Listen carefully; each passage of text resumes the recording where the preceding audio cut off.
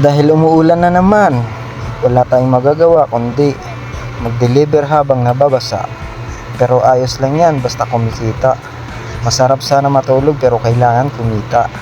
Kasi may pamilya na tayo. Una, pangalawa, pangatlong booking,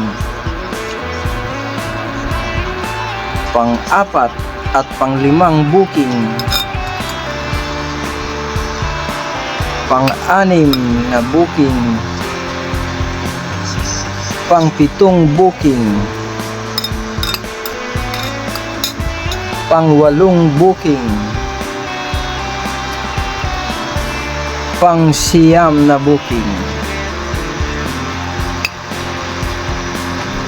pang-sampu,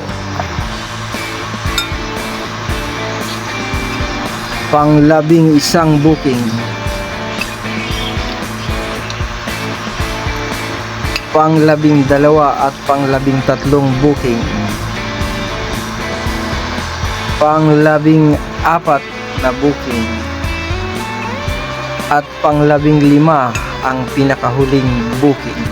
At ito lang ang kinita natin sa araw ngayon. See you!